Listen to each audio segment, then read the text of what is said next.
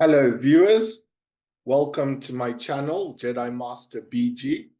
I'm very pleased to have as my guest Alex Eshaghian on Quiz Time Episode 8. Hello, Alex. Welcome to Quiz Time. Hello, John. Thank you for having me. I'm very pleased to get you on my channel after I've made appearances on yours for so long. I'm looking forward to this. Yeah, well, it's a pleasure.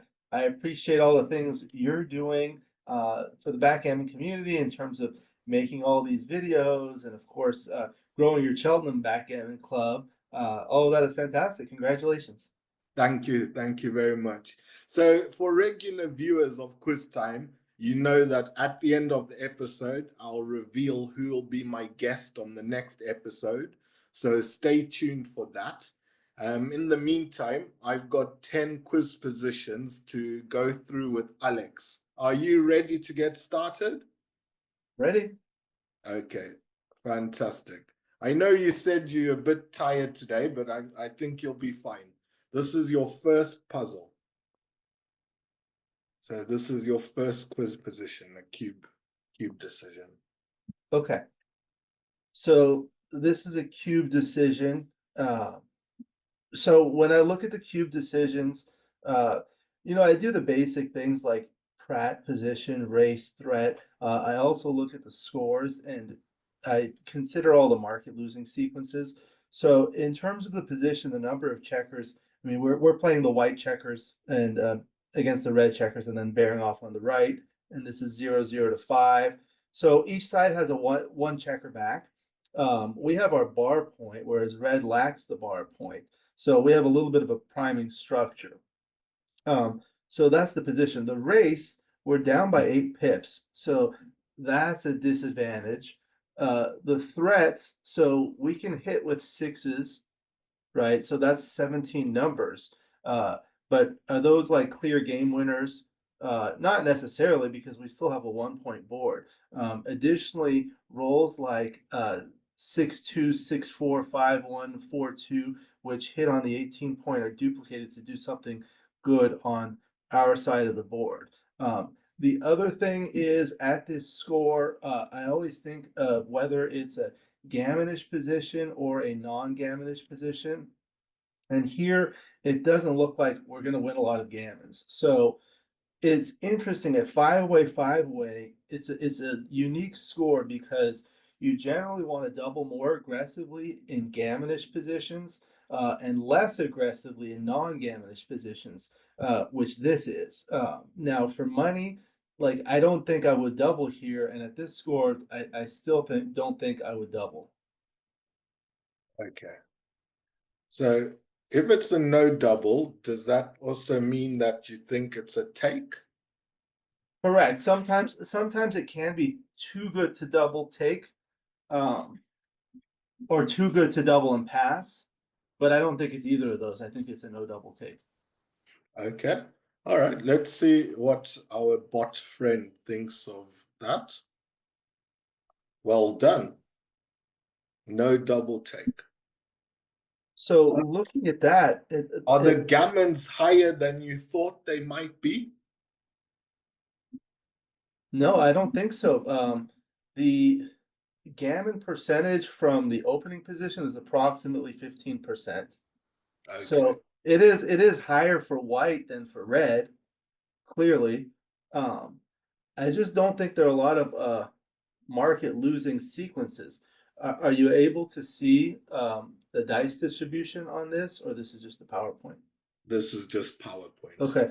When I look at these things on XG, like these are a few things that I do when I'm studying on XG, which helps me learn why this is a double or why this is not a double. Look at the dice distribution. So you go to analyze dice distribution, and it'll show you all the rolls that are market losers or not market losers. So basically, so like let's say you hit with a 6, and like let's say you roll a 6-5, and then he enters with an anchoring number or something like that, you're not going to lose your market. I mean, it's going to be really difficult to lose the market. So there aren't a lot of those.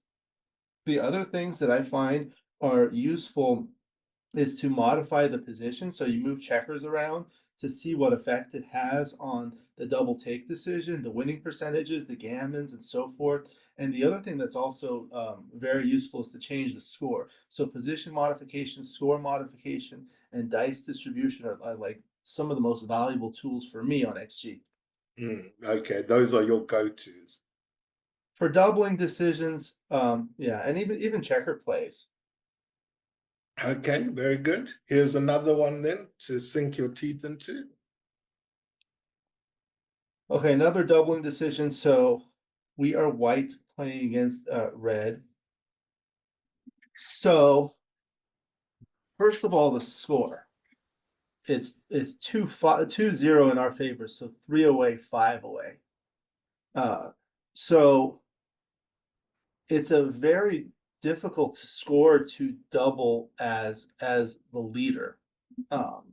Because the opponent has so much recoup vigorish. When the opponent at 5 away redoubles to 4, you're basically only getting value for 3 of the points rather than 4, whereas the opponent would get full value for all 4 points and get to the Crawford game, which is valuable.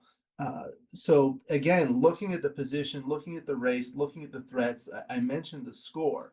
Okay, so we have a 4-point board against a 1-point board, right? But we have 4 checkers back against 1 checker back. We also have no midpoint. I mean, our biggest advantage is that red has done nothing really except for escaping a single back checker. So what are the threats? I mean, of course, if you hit with the 5-2, that's good, or even hitting loose followed by a dance is good. However, there's so much work to do. I mean, we're down by 6 pips. We have 4 checkers to bring around. We have 4 blots scattered around the board. Um, so that's like what I think about is like, what's a market losing sequence? So let's say we make the 5-point and then he fans. We've got the 5-point. I'm sorry, we make the 4-point. Thank you. You make the 4-point with like a 5-2 or something. Are there any other numbers that hit? I don't see any doubles. There's just I so don't far think. to go, and then yeah, we're gonna win some gammons because of our board, right? But if we double, we partially kill some of the gammons because we're only getting 3 points out of that 4. Um, an undoubled gammon is actually relatively valuable, getting you to the Crawford game. So I think for all those reasons, I'd hold off here and still take. I mean, like, I wouldn't want to be doubled as red, but I think there's such a long way to go. But I mean, I wouldn't be surprised if it is a double. But I, if I was white here, I double very confidently, just based on the fact red has got nothing. All my open checkers are not a liability because they're just flexibility. I don't see it as a liability. I see it as flexibility. It gives us more return shots against the opponent because they are so inflexible.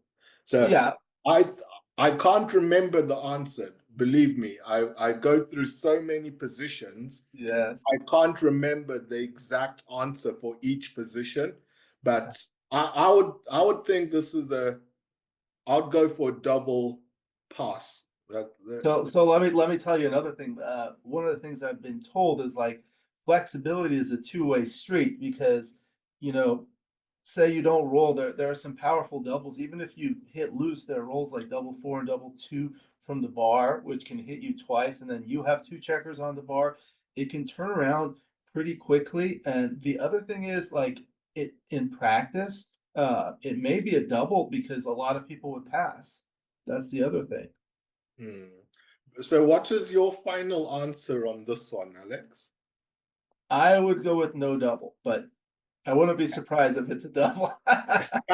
You're sitting on the fence. So, no, I told you my choice. I told you my choice. Um, So is it a take? I think I would take. There's such a long way to go. So Okay. like look at the numbers where it's like where white does not hit. Okay, well, red still has chances to roll things like 3-1-4-2-5-3 or escape one of the back checkers, or like doublets are really good. Well, let's count them. I'd hit loose on the four. So that's any nine, any five, any two. That's a lot of numbers. Yeah. Yeah. I I mean, would, the loose hits are, you know, there's still 12 numbers. A third of the time you get hit back, right?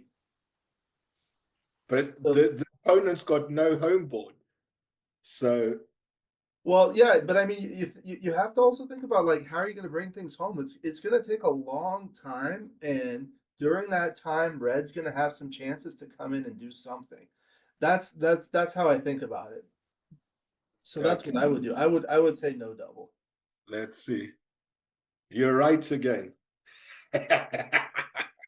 Yeah, so you see, it's like because white has so many checkers back, the winning chances are only 58%, but there are a lot of gammons.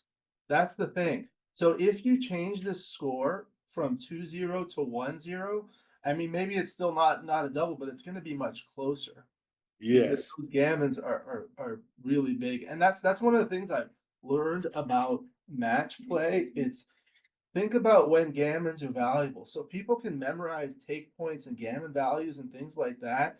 But all you have to think about is like, okay, if I'm thinking about doubling and I win a gammon, that's 4 points. If I'm exactly four away, those 4 points are highly valuable.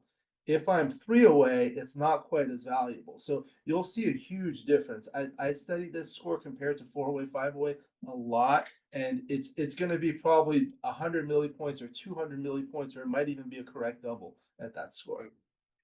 So, Alex, if you go out for dinner, do you go out with exactly enough money to get what you want, or do you go with a little bit extra? What's the problem if we win 6-0 instead of winning five? That as long as we win, that overage doesn't matter, right?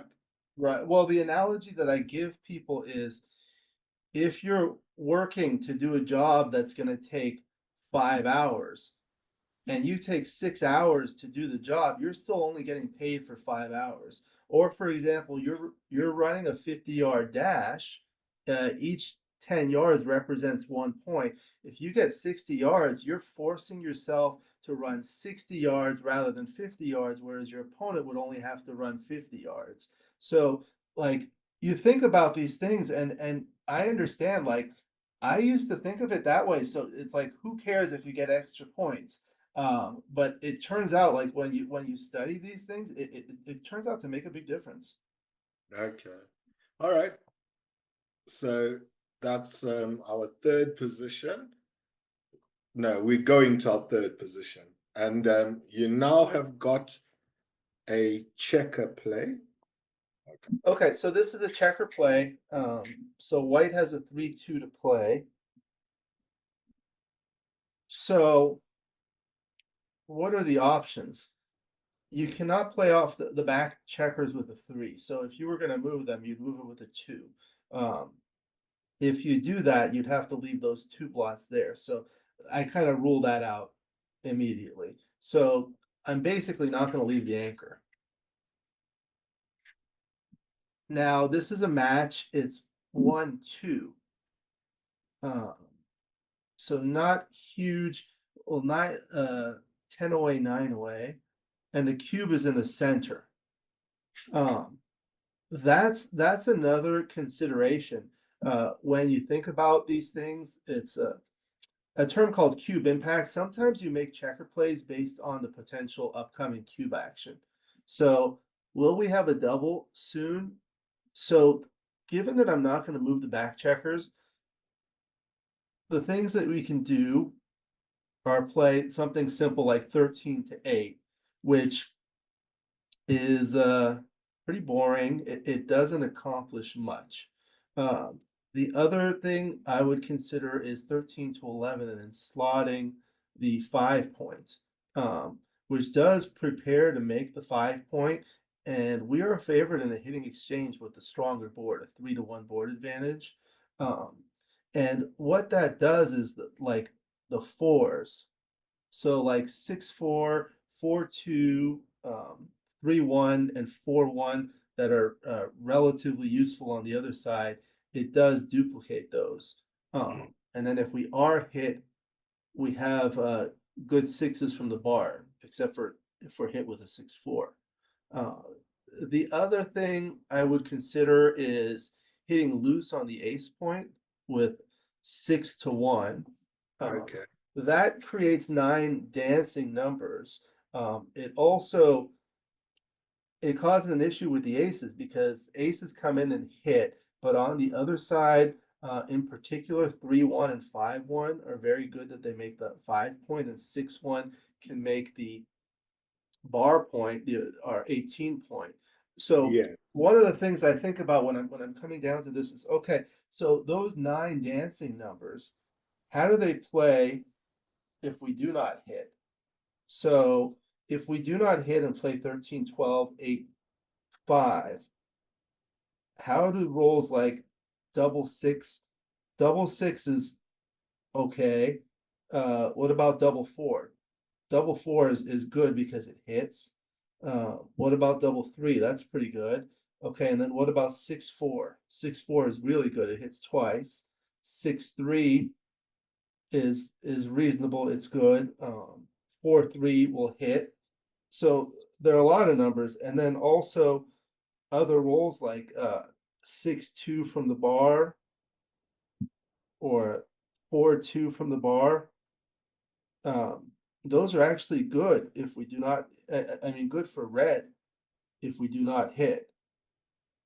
So I think given all that, I would go with the loose hit 6-1, and I would think that coming down and slotting the 5 point would be the next um, the next best play. Okay. Are you not worried that it's not going to be that easy to cover the ace point, even when we're missed? And That's correct. Yeah. and even if we do cover it, then we've killed two checkers. And if we don't cover it, going forward, it will be a liability if we get the opportunity to hit the opponent in the future. Yeah, so those are very good points. I think, okay, so what are the rolls that cover? The sevens that cover are actually duplicated to hit on the other side. So that's an issue. So but that's 6 numbers, and then there's also double 6, double 4, and double 3. So that's 9 numbers that do. Um, Now, if we do cover, okay, so uh, one time someone told me like one man's blot is another man's builder. So you can look at one thing as an asset or a liability. One of the things we've learned by playing as XG in the last 30 years or so, or since XG has been around, is once you slot the ace point, you want to make the ace point because that will become a 4 point board. So it's like, let's say you hit loose and then white dances. Are you going to have a double? You That's the mean other thing. red dancers? If red, excuse me, thank you. If red dances, then do you have a double? You'll be up by what, 7 more pips, 16 pips with a 3 point board threatening to cover it, and you're behind in the score. It You'll probably get closer to a cube. So if you look at the difference between the cubeless equity and the cubeful equity, which you can on XG, you probably cannot do it here. You might find a bigger discrepancy after hitting loose. So it's like, yeah, so you have to look at both sides of the coin. If you're hit, you're not going to like it, but when you're not hit, it works out a lot better. Okay. All right, let's get the XG answer up. And let's see if you got this one correct. So far, you played perfectly. Ah, yeah. So it was the second. It was the other one So that's the thing. It's I always, for me, and for most people, usually the errors that you make are by not even identifying the correct play. Um, but at least in this case, I did identify the correct play because I feel like a lot of people maybe wouldn't have even considered the slotting play. So yeah, Yeah. So coming down to the 11 and making slotting the five's more valuable than the one. So we'd rather go halfway to making that. if you were to modify the position by taking one checker from the 8 point and moving it to the 6 point, I think that that might be enough to tip it over because then you Yeah. have direct covers. Yes. I would, and then slotting the five is not as appealing either because that's one less builder you've got as well.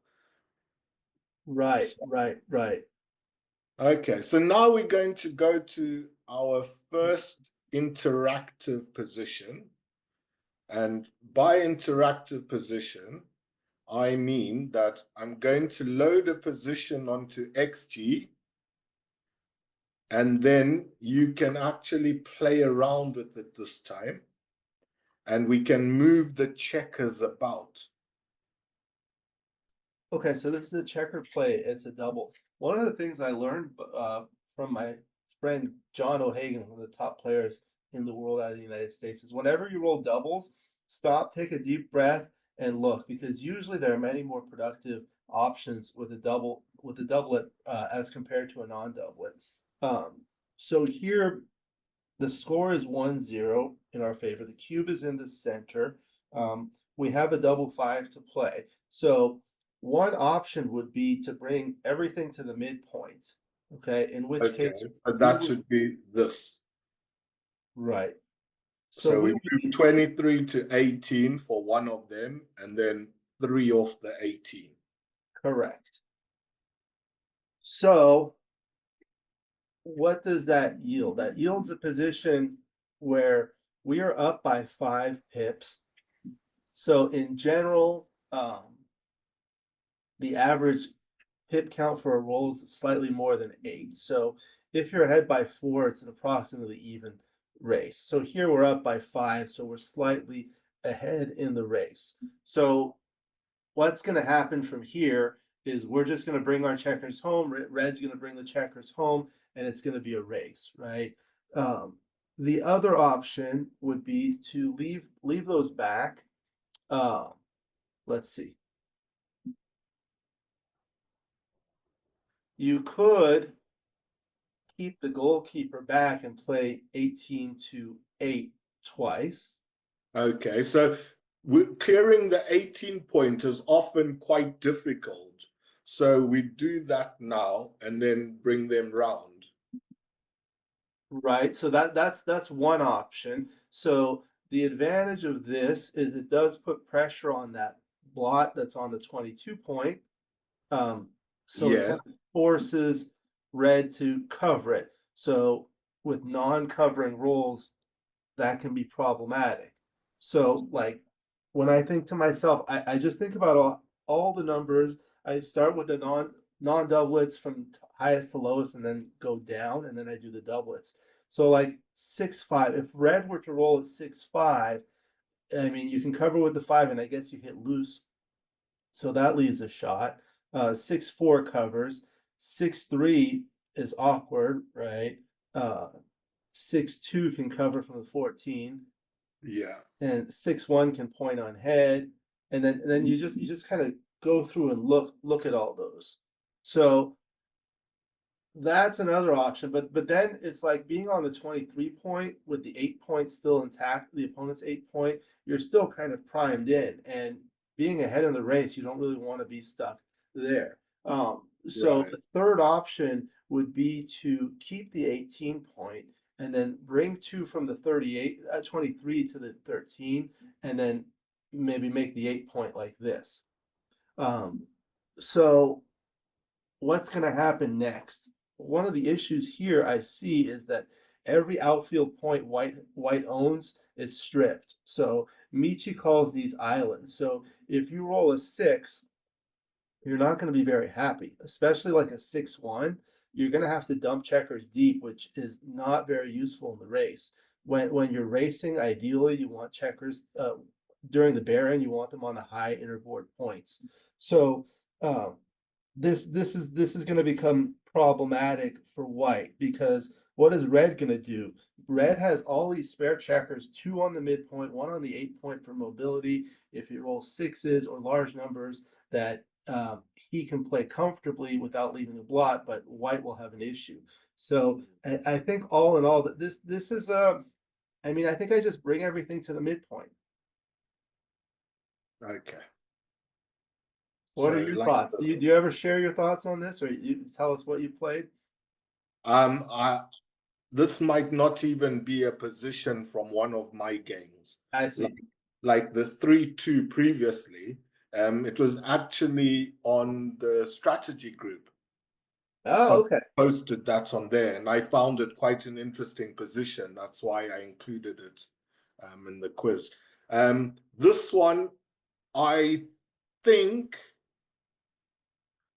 I think I would also run to the mid because I do know that clearing the 18 can be problematic. And looking at the opponent's home board now, it's not well constructed, but that could change. And then we're going to have a more difficult task. So, yeah, I'm with you on this one. I think midpoint and we take our chances in the race. Probably whoever rolls the first big double will have a cube. Right. That's usually the case in these types of positions. Yeah. Yep. Taking it all to the mid is the right way. And then see, being 5 pips ahead, we're 51.5% favorites, a slight favorite. Yeah, it's not a big favorite, but yeah, I mean, anything else leads to future issues. So we take our chances with the race. I think that's best. Even though we've got a nice home board, this is not really the game position where we're going to be able to utilize it by leaving that checker back on the 23, for example. I think one of the exercises that I do that's useful for viewers is go back on your XG and modify the position. Give red maybe an extra 2 pips by moving a checker from red's 8 point to red's 6 point. And now we'd be down, well, we'd be up by, instead of 5 pips, we'd be up by 3 pips. Um, so that would make it closer. It may or may not change the top play, but it'll certainly change the size of the error between the top two plays. Yes.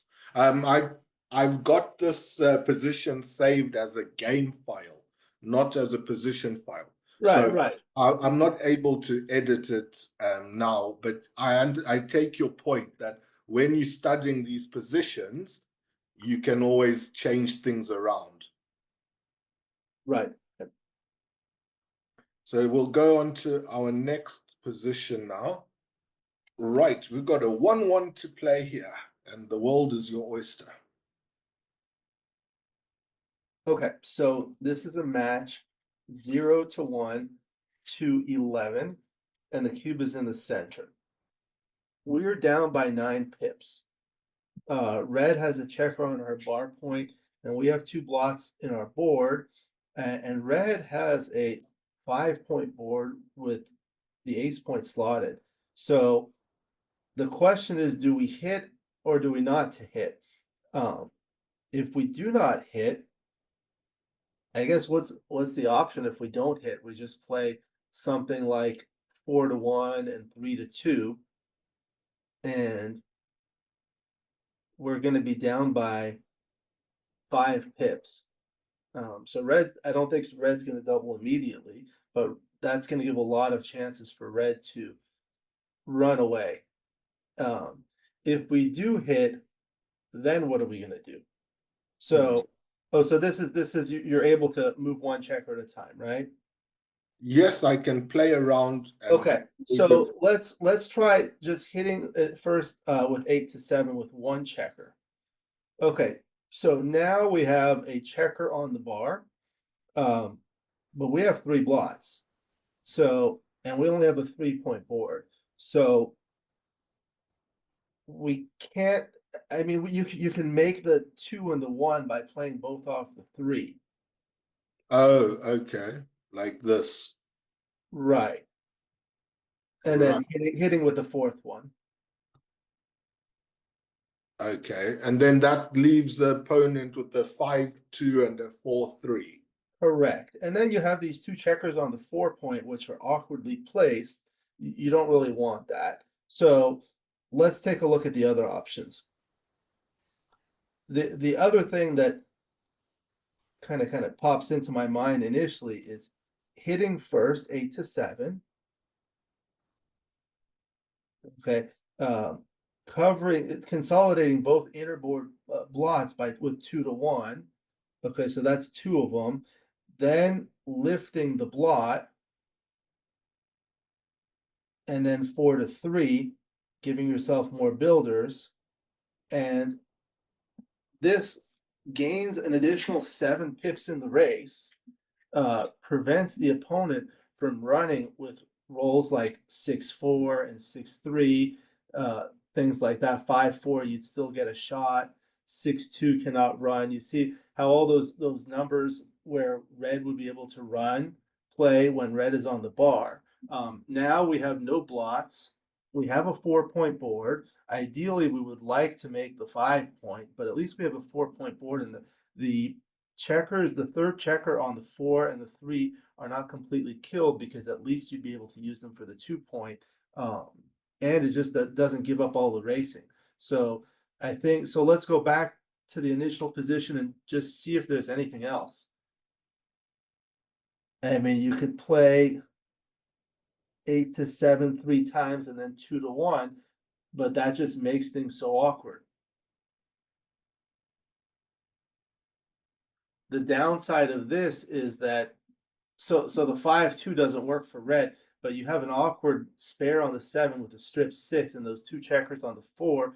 You could have had one on the 3. So let's go back and see, is there anything else? I mean, you're not gonna touch the checkers on the midpoint, because even if you hit and cover, you bring 2 down. That's not going to do all that much. You could play 13 to 11, but I don't think that's adding a lot. I think, yeah, I think I would just go with 8-7 and then continuing to the 6 point, 4 to 3 and 2 to 1. Okay. So sometimes I help some players with their backgammon. I give them lessons. And what I like to tell them when we're faced with a situation like this is identify what's the objective. So I think the first step is to decide, do I have to hit or don't I have to hit? That's the opening question that needs answering. So we're already down in the race, and our opponent could fairly easily escape if we don't hit. So I think the answer is clear that we have to hit. Once you figured out, okay, that's what we're doing, then you try and work out what's the best way to hit. Personally, I think I like the 8 to 7 3 times and the 2 to 1. I do not want to leave any shot at all because of the strength of the opponent's home board. So I think I prefer this myself to this one here, because I think this one has got some bad sixes, or like 6-5 especially. 6-3 is not great. 6-3 I is don't know. midpoint. Yeah. This one doesn't seem to have good sixes though. The only one is 6-5. Double 6 works. 6-4, 6-2, and 6-1 make the 2 point. 6-3 can be placed to the 4 point. Well, 6-2 does open up 5-3. It does. But let's look at like what are the good rolls next for white after each play. So like So after this play, 3-1, yeah, 6-1, 6-2, 6-4, double 4, and then there's 4-2, 4-2. 4-1, 2-1. Yeah. So that's a lot. So let's look at it the other way. So double 4 is still good. But now 5, it's like the only thing that you make, the only non-doublet that makes an interboard point is 5-2. yes. That's the issue. Like, so like one really good learning lesson from here is that I have this visceral fear of having a stripped 6 point with spares on the 7 point. The reason for that is you would be willing to break the 7 point to make an interboard point, but you're not going to be willing to break the 6 point to make the 5 point. No, you wouldn't. No. Yeah. Okay. All Okay. right. Good. 13 to 12, Oh, 8 to 6, and 2 to 1. okay. Yeah. So the one I selected was close within 15. Okay, and then the other one. Yeah, so basically looking at the difference between the 873 times, I think because of what I alluded to, the awkward structure with the strip 6 point, your subsequent rolls play much more poorly. And this is something you can look at in the dice distribution on XG. You highlight two, you right click and go to dice distribution, and then you go to the second tab, I think that's called graph, and you go to second rolls and you can see how your second rolls play. But here, so it likes leaving that, so you have, okay, It so likes creating some flexibility at the back, not at the front. right, By so splitting the back two checkers, we have more versatility at the back than going 4 to 3. yeah, I didn't consider that, and that's one of the things. It's the I think the idea there is after you hit and make the ace point and lift the checker, if he comes in with a 5-2, 5-4, or a 6-5, you have a triple shot or a double or a triple shot, as opposed to a single shot or a double shot. And it's still relatively safe because you can't be hit on the Correct. 13 or the 12. There's no roll that hits you. Correct. It does take away a subsequent double four that could potentially be used to make the 5 point, but Mm, it gains on that's the true. other, yeah, it gains on the other ones. And so the play that you suggested and the one XG suggesting, they're very close. There's pros and like what's good on the one is not that good on the other and vice versa, but they are still very good plays. And then what Both about the other ones? Oh, the other one, the eight, third one. 7, 3, and 2, 1 is very frowned upon by XG. Yeah, but sometimes I find it useful to learn by the second best play, the third best play. Looking at the third best play, it has the advantage of leaving that checker there. I mean, it's not a spare, but you do spread out from the 13 to the 12, and the only shot is 5-2 because 5-2 and 2-5 are duplicated. So you're only leaving two numbers as opposed to four. But um, you're not really gaining anything extra in terms of point making rolls in your board by leaving it on the 7 as opposed to 7-6. No, no, you wouldn't. No. And the red has a strong board. If you get hit, you're toast. Yep, 100%. So that's why any play that's safe, I think, is the priority. So the 13, 12, 8, 7 still does give red that 5-2 chance, which is what, two rolls out of 36. So it's not a big chance, but why give any chance, right? Yes, Would you have cubed before this roll? I don't think so because it's.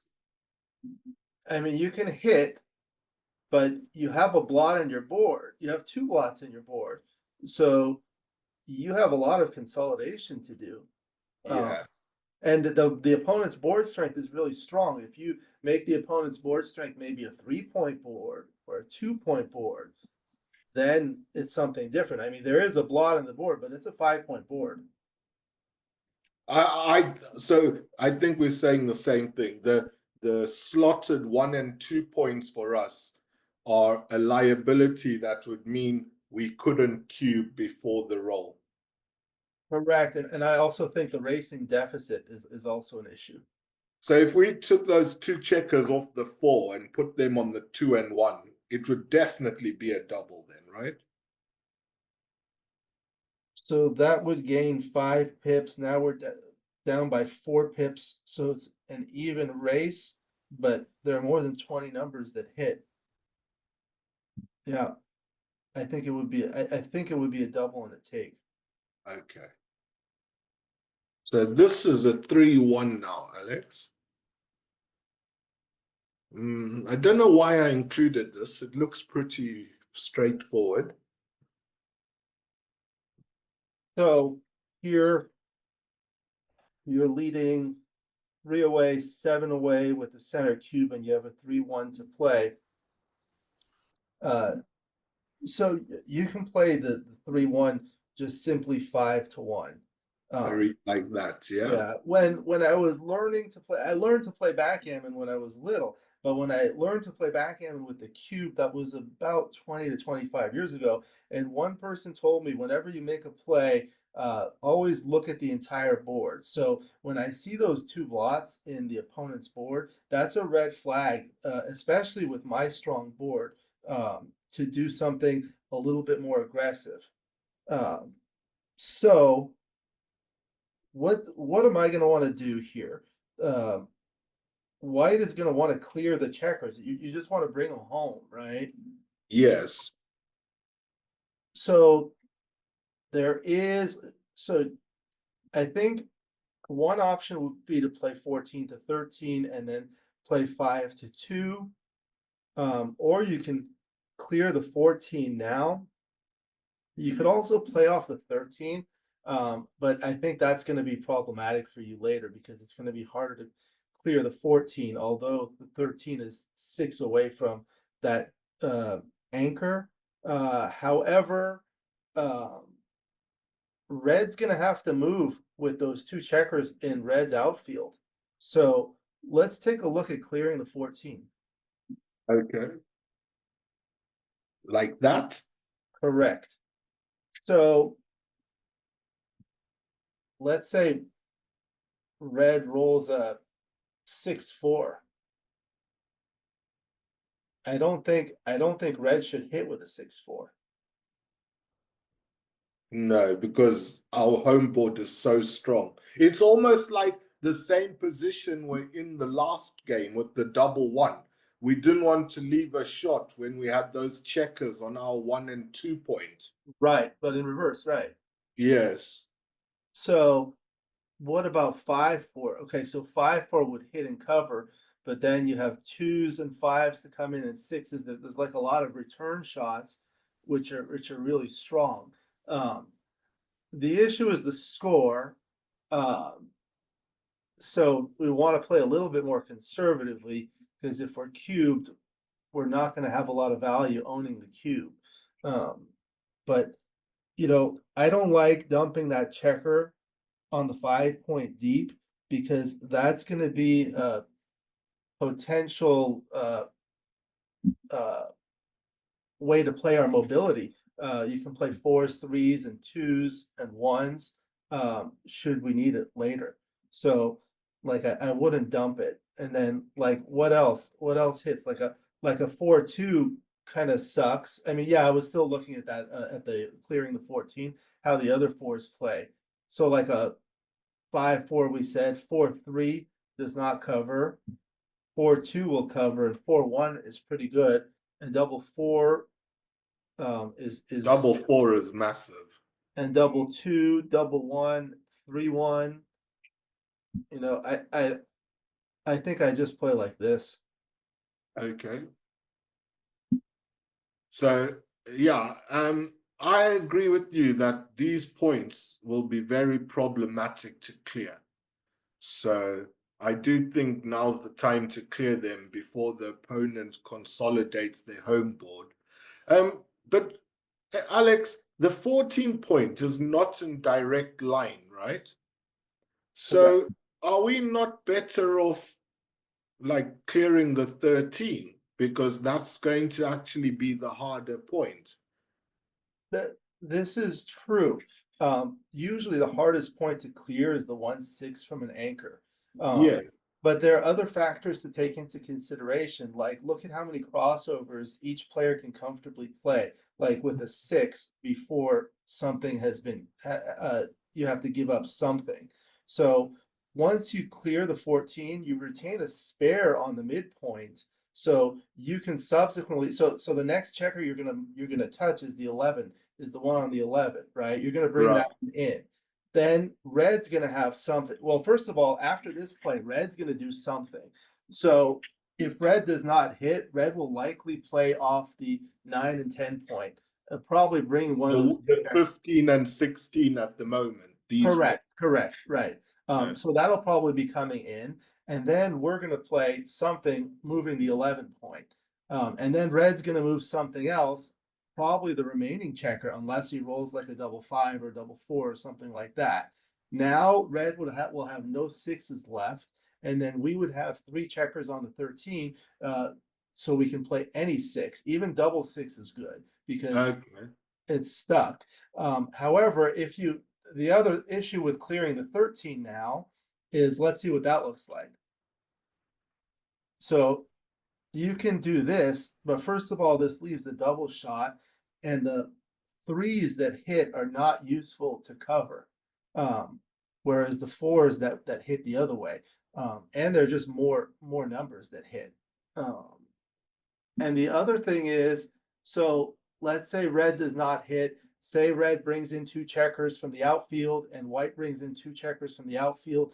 Now we're 7 away, and you're not going to leave a direct shot, but you're going to have to roll 8s or higher to bring 1 home, and then you're going to leave 6 numbers to hit. So in that sense, it's a little bit harder to ultimately bring them home.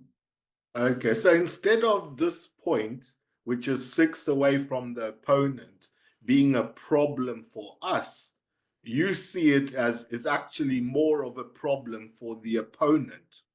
Right. Let's say you bring a couple checkers out from red's home board to the outfield, then that might make a difference. Maybe not in Yeah. this position, but that's part of the idea. So, like, if we took 2 checkers off the opponent's 6 and put them on the 16 here, the 9, for example, that gives red more timing or flexibility. And so that might be when it would be best for us to clear that point. In that case, I probably wouldn't clear the 13 point, but that would give me perhaps more of a incentive to play 5-1 and Right. maintain the contact because we'd be behind in the race. Okay. Okay. So that's why we love backgammon, because every position there's so much nuance that you have to consider to arrive at the choice you feel's the best, eh? I think the big thing is, like, if you cover one of the blots in red's board, I probably wouldn't clear it. Like if you put one on the 23 on the 24, or one on the 24 to one on the 23, I'd probably just play inside with 5-1. Me and Alex both think clearing the 14 is correct, and we're both right. Look, 14 is involved in all the top plays. Right. So, yeah, okay, good. We've discussed the reasons why and happy with that. Okay. So white has a checker on the bar. And this is important. The score is very important. It's 4 away, 5 away.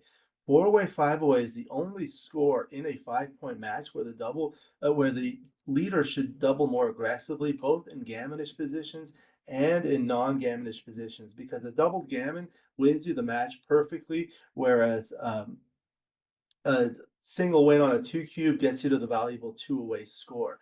So here, white does have 3 checkers back and a 4th one on the bar, with red only a single checker back. And white is down a huge amount, 43 pips, but white does have a solid 4 prime, which is very valuable. And there are those 2 blots that are exposed.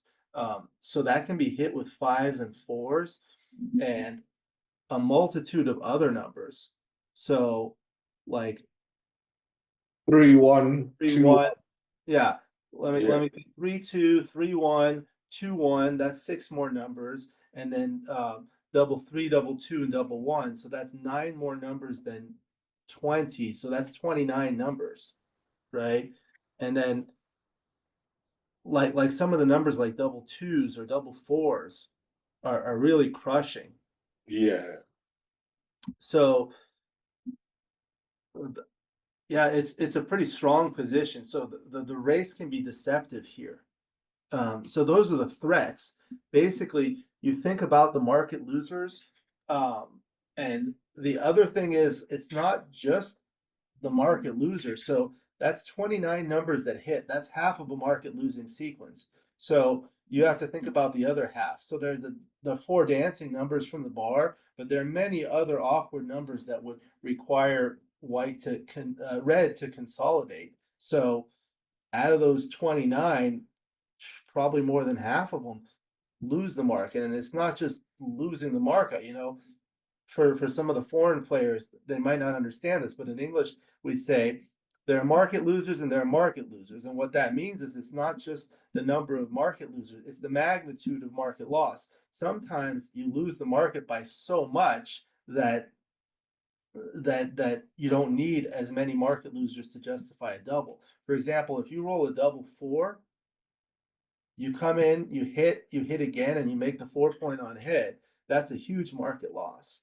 So the other thing is you look at, sometimes you double based on the strength of your opponent of your position, but sometimes based on the weakness of the opponent's position. Not only does white have 2 blots in the board, there's 1 blot on the other side which is susceptible to attack. There's that awkward stack of 5 checkers on the 6 point, which can't be played very deeply like with 5s and 6s. The stripped outfield points, a single spare checker on the midpoint. So if you roll a 6 something, you might have to play there. It's very awkward. I mean, if I were red, I wouldn't want to take this. I think because of the score, white is winning a lot of gammons here.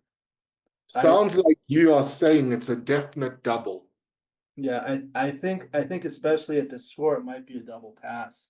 But sometimes XG like takes the race into account and sometimes takes these things, but there's just a lot of threats here.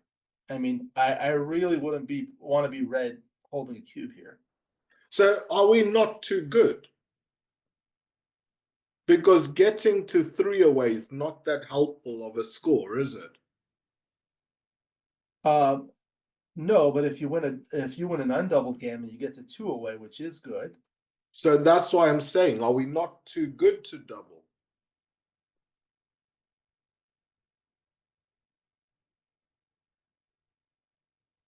So that's one of the things. What's the difference between 2 away, 5 away, and winning the match? You're gaining a whole lot more on, like, the thing that you think about is like the gammon value. So this is an advanced concept. It's like, how valuable is a gammon? Getting from 2 away to winning the match, that's a big deal. So therefore the gammon value on a 2 cube is highly elevated at 4 away. So I don't think it's too good here. Okay. So we're not too good, but it should be a pass for red. That's what I would say. Sometimes I'm wrong. I tell that to my wife, and she says more than sometimes. Okay. No double. Wow. Look at that. This one's deceptive. Deceptive. In practice, you'll get a lot of drops here. Are you not shocked at that? It's not even like borderline. Yeah. Why? Can you explain what your friend the robot is thinking? It's the sixes. So like 6-3, 6-2, 6-1, and double 6 are terrible. So you have to subtract the anti-jokers. How many of those are there? 6-3, 6-2, 6-1, and double 6. So that's 7 out of 7 numbers. Okay, so it's just over 20%. Yeah. Fair enough. Yeah, that was a good one. Here I was talking about it being too good, and it's not even a double. Maybe a four-way, if you change it to four-way three-way or four-way two-way, that would change it. I mean, I don't know too many people who take as red here. That's what I was saying. Sometimes you put yourself in the opponent's shoes, and that's Woolsey's law. And you know, I've had Kit Woolsey on my channel multiple times, and he says, "Well, are you sure it's a take? If not, then double." And that was part of the idea. As I said, like I wouldn't want to be holding a cube here. You know, there are a lot of rolls that are terrible. Not at five away, four away, where a gammon would get your opponent the match. That's scary. It is. Wow, So, this one's going to surprise a lot of people, I well, think. here's the thing. It's like looking at it, it's not as many gammons as one would think. It's 19%.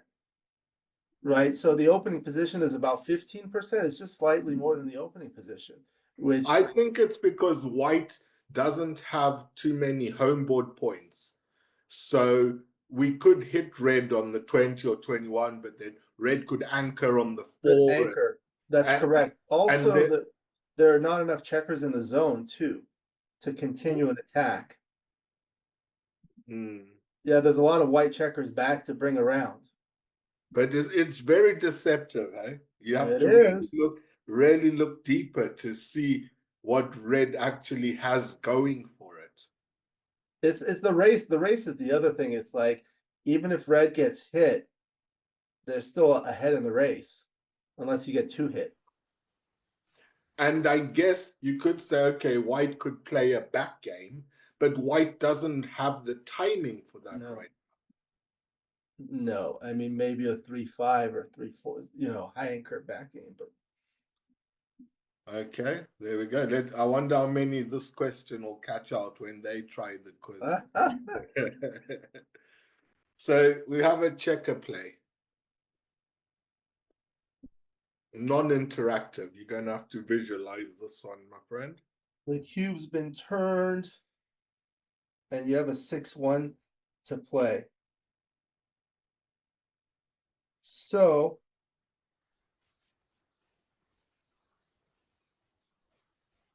I guess the first question is whether you hit or not hit. Yes, that's a great starting point. And then, okay, so let's say we don't hit. Then what? I mean, we do have 5 checkers back, but and they're severely disconnected from the rest of the army with broken no midpoint, an abandoned midpoint. So it's going to be hard to bring things around. Um, I think if you don't hit, you're giving them so many opportunities to anchor. So if red anchors here, it's anyone's game, right? Yeah. Well, we've still got a strong home board, but red has the security of a high anchor. So yeah, it's not ideal. Right. So like, look at what happens in terms of outfield control if we don't hit and red anchors. Yeah, that red's got outfield control. Yeah. Right. So white's going to have to go through a gauntlet in the outfield to bring things home. So I think the issue is we don't want red to anchor. So that's the reason why we must hit. Okay, so 6 to 5 is definitely part of our play, right? That's part of it. And then there are And four that's options. because we can't let the opponent anchor, so we have to hit loose. So, Correct. okay. Okay. So that that leaves four options for the six. Um, I you can reject immediately 10 to 4 because you're putting the checker past the point that you want to make it. So I'm not going to do any of I'm not going to play 10 to 4 with the six. So the question is, do you play off the 24, the 22, or the 20? Um, one of I the think we should discount the 22 straight off the bat, right? what does that do? I mean, and what I mean is like, how will a checker on the 16 point help us? Our next objective after hitting loose 6 to 5 is to cover it, right? So we can cover it with fives. If you play 22 to 16, you don't get any additional numbers. The 6-5 would have covered anyway. Right, right. So that's the next thing I want to look at. Now, it it would leave a super joker double five also, right? If you play 22-16 and then red rolls a double five with two on the bar, you come in with both making the 20 point and making the 3 point on head. So you want to avoid No, those. you wouldn't be able to make them on hit because you're using two of your roll to come off the bar. Right. So you bring two in, and then the other two you play to three twice. Oh, okay. Sorry, I thought you meant and the ace point. No, no, got you. Okay. Right. I mean, you could make the ace point, but I think it would be much better to do the other one.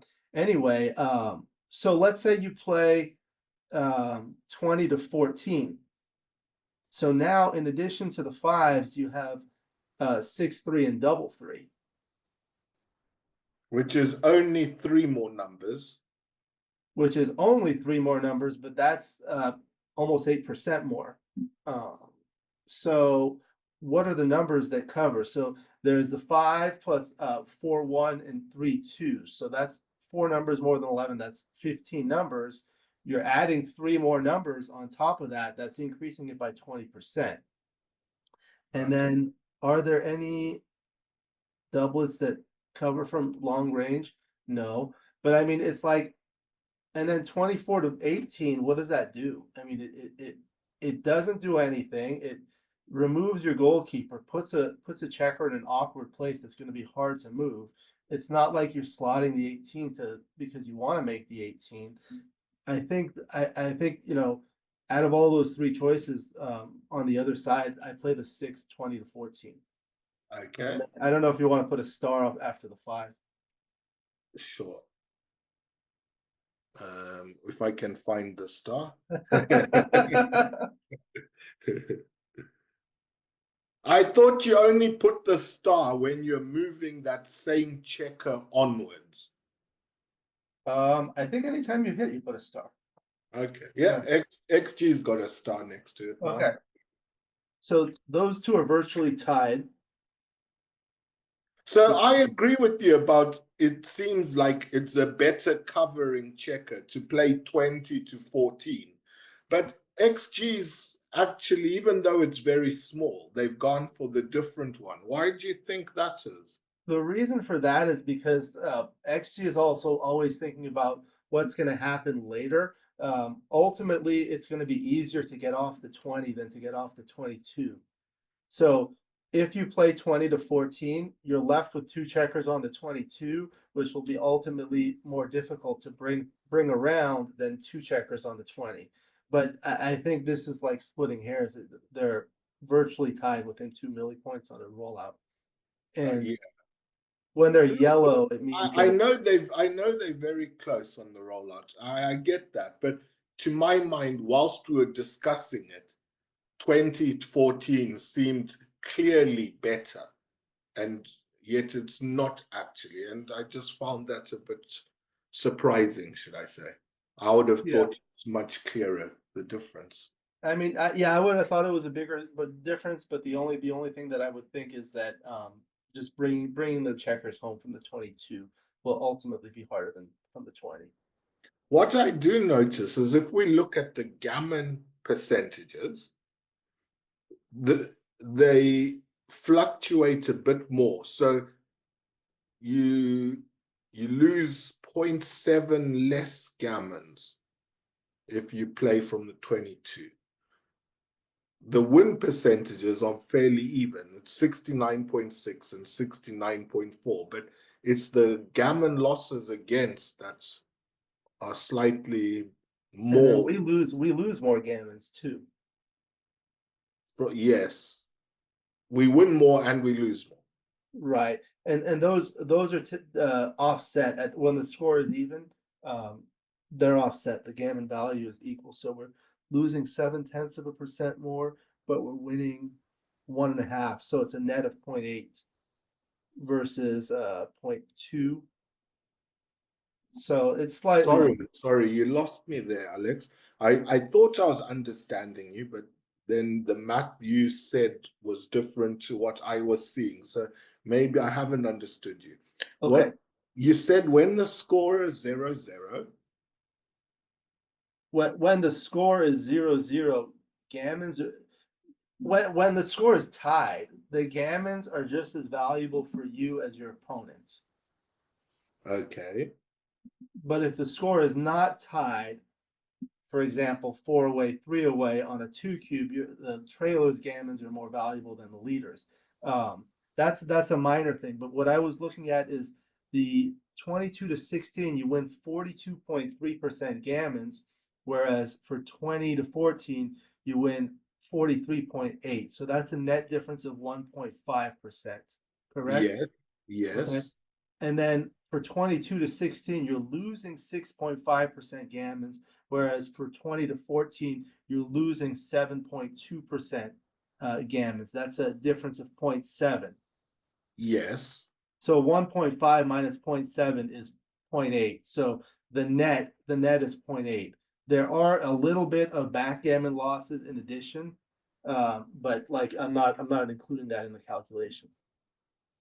Okay. So yeah, but if we've got more to gain than we have to lose by playing 2014, because we Right. gain 1.5, but we only lose 0.7.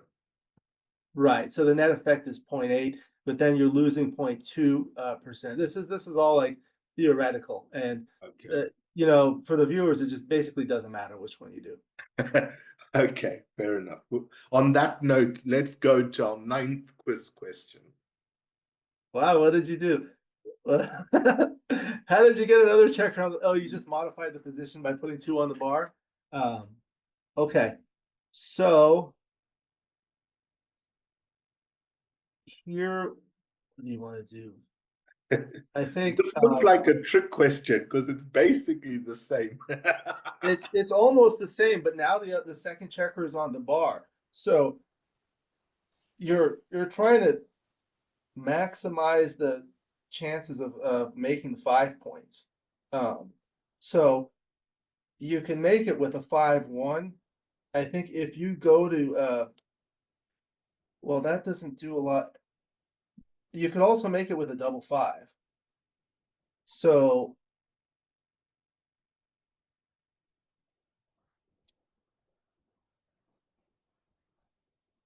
I don't think there's anything else that you can do to increase the odds. I think these are going to be close. Okay. So obviously the 6 is going to be from the opponent's side. Yes. Uh, the 1, I don't think I'm going to slot here. There's no need to, right? So basically, the white's next objectives are to make the 5 point and to start escaping the checkers. Because now you already sent the cube, you must complete the game by winning with the checkers. So you're gonna have to bring things home. So you want to bring it around. So you could do something like coming with 22 to 16, but then I would not advance it. I would not continue it to the 15, because then you would give the opponent a huge double 5. Okay. And it doesn't gain anything because you can make the 5 point anyway with a double 5 next. Um, if you play 20 to 14, it brings one closer to the 5 point, but does not create any new numbers to make the 5 points. And also it's based on what we saw last, it's like you really want to get off the 22 point. So I think I would play 22 to 16. The other option would be to play 10 to 9, which gets away from the double 5. Um, but I suppose you could do that. Yeah, this one's tricky. I don't know. I don't think I would go from 24. I think I'd probably go from 22 to 16. The other benefit of that is it communicates the 16 and the 10. And then I'd step up 22 to 21. But I suspect a number of these plays will be close here. Okay, And I think over the board, that's what I would do. but you'll put your hat on this one for now. 22-16, and you said 22-21. Correct. Okay. So it was very interesting listening to you analyze the position. I like the idea of enabling double five to work for us. And I thought that we'd really need to play 22 to 15 to do that. But we don't, because we can still do that from the 20 point. Right. So well spotted there. I do agree with you that we need to look to building the 5 point, I think. Or if the opponent comes in with a 5, we want to have more opportunity to put them back on the bar. So I think I'll just play 20 to 13 myself, because then I've got 8s to hit them if they slot on the 5 point with one of their checkers. Yeah, it does. That does pay off to a double one joker as well, though. Yeah, sure, yeah, fair enough. Yeah. I think that's what I would have gone for over Okay. there. Let's see what XG thinks. Okay, so you were right with your 6. Oh, it's all very close though. They're all All very close. very Yeah. close. 10 to Okay. 9 was the other one that I thought of to get off of the double fives. And it looks like that's what XG is thinking here, Right. right? Right. Yeah, I mean, this doesn't surprise me. I think when you have all these little plays that are just going to change things by one roll here or there, they're all going to be very close. And you see with there are 4 plays within 20 millipoints. So Yeah, the 2013 that I liked, it's got the highest gammon wins. right, because you're getting closer. Yeah. So I didn't necessarily choose it because I knew it had the most gammon wins. That's just my style of play. If the opponent comes in, you want to be able to knock them. So Right. that's why that one makes more sense to me. To knock from the 13 to the 5. It just gives you more options. Correct. So, okay. It also shows the difference, these last two positions. It shows the difference between when the opponent's slotted on a point, how you have to lift them off that point. And then when they're not on the point, now your objectives are different and you wouldn't half make it. You'd leave Right. it, You leave it. because some people would think, oh, I've got the stronger board, my opponent doesn't have a board, I will take the chance of slotting it. Right. I think the take home point for the viewer is, as we saw in the previous position, are you able to go back one? Yes, sure. Okay, so you look at this before you make the move. You think about it, if red anchors with a 5 or a 4-1, that's 13 numbers. It's basically anyone's game because red has full outfield control. So how bad is it for you if red anchors? It's pretty bad. Yes, So that's 13 numbers to anchor on the 20 point. But if you hit, there's only one number that anchors on the 20 point. Sure, you can be hit with the other ones, but it's so much more worth it. So you're basically looking at risk versus reward. But in the second situation, in the next position where there are 2 checkers on the bar, there's only one roll that anchors there, so you're not worried about that quite as much. yes. So I now it makes sense why I included two similar positions to try to highlight the different nuance you face when an opponent slotted a point. That's an outstanding way to learn. I do that sort of thing all the time. Yes. Okay. We are left with one final question, my friend Alex, and it's going to be an interactive one. Okay, so this is a checker play 6-3 to play, and it's a 1 point match, so it's double match point. Yes. Okay, So we've only got two choices with the six. It's either 21 to 15 or it's 8 to 2. Those are our only choices. yeah, so that's a very good way to start things, because if you can start narrowing things down, that makes things easier. So let's say we play 8 to 2 with the Okay, let six. me play that. Okay, then what are you going to play with the three? It's either going to be 5 to 1, which is terrible. 5 to 2, 5 to 2, excuse me, thank you. Or you're going to play 2 off the 8 point, 8 5 8 2. which And is now not much better. it's not much better at all. Okay, so let's say you play off the 21 points. Okay, so where's the 3? I suppose I would just continue to the 12 point. So Okay, let's, does that not give your opponent a useful 6-5? yes, it does. So is it necessary to give them that 6-5? As opposed to Because playing 5 to 2. the 6-5 doesn't play so well for them the other side of the board. I see. So you're suggesting after 20 to 21 to 15, 5 to 2. Yes, yeah, because you said 15 to 12, and I'm just drawing your attention to the 6-5 and asking, do you think it's that wise? It's not good to be hit with a 6-5. Uh, but it's just so awkward to have a third checker on the 2 point Okay. that I would rather do that. Now, here's the thing at DMP, um, this is a good lesson for viewers. Double match point is a 1 point match. So the player that wins this game wins the match. And there are some things, there's no doubling cube. So you must play the game until its conclusion. Therefore, the game will always be concluded in a race. So racing plays become more important at double match point.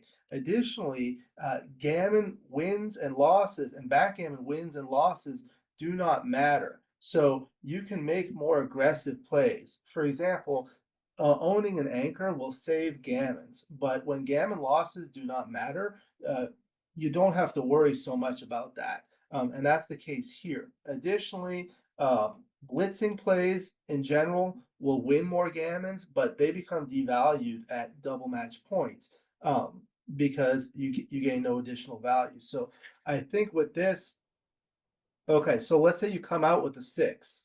Yeah, so 21-15. Okay. And let's just say for the sake of argument, you play 5 to 2, see how the non-sixes play. So I mean, the only rolls that point on head are 4-3, double 4, and double 3, and then you can shift with double 2 or double 1. But other than that, if red does not roll a 6 and doesn't roll one of those other numbers, so you think about like 5-4, 5-3, 5-2, 5-1, 4-2. 4-2 can pick and pass, and 4-1 can't. There's just a lot of awkward numbers. I think given its DMP, you could do this one. I guess you're behind in the race, so you might want to stay back. It's very close, isn't it, Alex? Because I we've actually still got, oh, yeah, okay. We're only two behind after this You'll play. be two behind. So But as you said, when you're racing earlier in the quiz, you said you don't want to put your checkers deep. it's So, that's part of it, and then this has the additional benefit of giving you a nice 5-1 next to make the bar point, whereas you don't when you do it the other way. hmm. And if he runs out with the 6-2, 6-3, 6-4, then you have a chance to send back.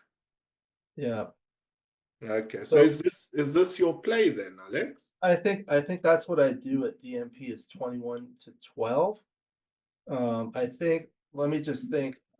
Okay. I think that 21 15 5-2 would be next. And this is actually an exercise that I feel is valuable. Try to think of the best play, the second best play, the next best play, and think of like what you would rule out. So like I would think that 21 15 um 5 to 2 would be better than playing the 6 off the 8 point. That's my point. And that's kind of goes back to what you were doing initially, narrowing it down by thinking about where you're going to play the six. Although, let's say you play off the 8 point, you play both off the 8 point, and then red doesn't roll a six.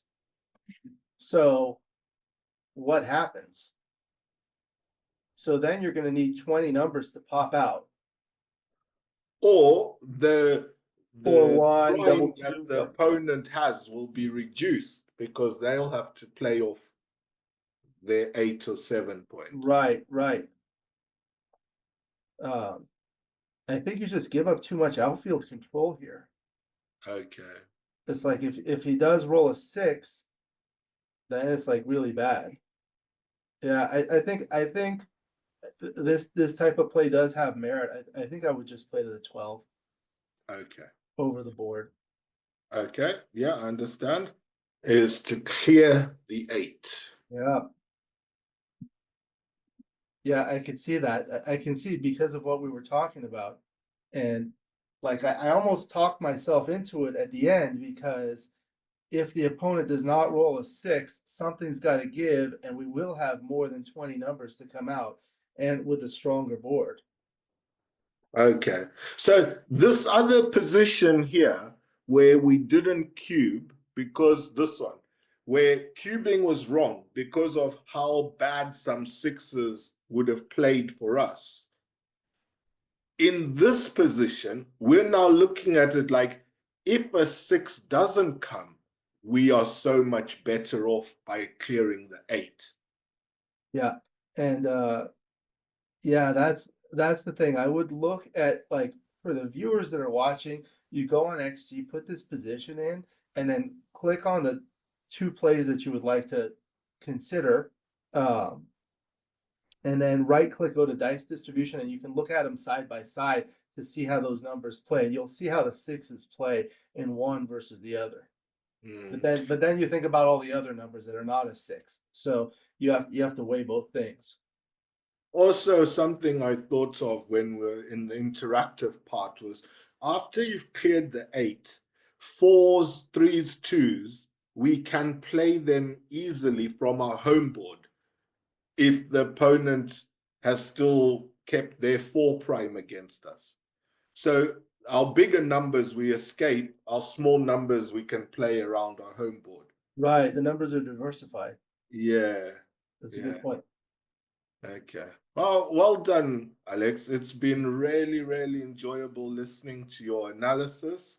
I know I'm going to watch the video back and refresh my mind on some of the things you've said, but I feel I've come away with some new concepts and opinions on plays. So thank you so much for the way you've shared your expertise. My pleasure. Thank you for having me. I think this is a great thing that you're doing. You're having a lot of great players play, and it's really a great lesson when you have people on and you go through this. And, I don't care about getting questions right or wrong because if you get them wrong, it's an opportunity to learn. But it's like I tell people, you want to get a lesson from one of these top players, they're going to charge you like whatever it is, but now you're making these videos and now there are free lessons all over the internet. So Mm. thank you for doing this. Yeah, no, I agree with everything you've said. Making mistakes is probably the best way of learning because then you become curious as to, okay, what did I not understand here? And then you refresh, you polish up, you learn, and then you become better for it Yeah. until you make your next mistake. So 100%, I agree with all you've said. And so far, I've had a lot of great guests, and there's still more to come because I've still got a queue of people I've invited to take part in quiz time, and I'll be getting round to all of them at some point. So it's I'm enjoying this series myself. It's great fun to go through these positions with friends who are backgammon experts. Very looking forward to that. Do you have any final words that you'd like to say, Alex, before we wrap it up? Are And you we involved just in any projects at the moment? Because you're a book author, you've got your own YouTube channel. Is there anything else maybe you've got in the pipeline?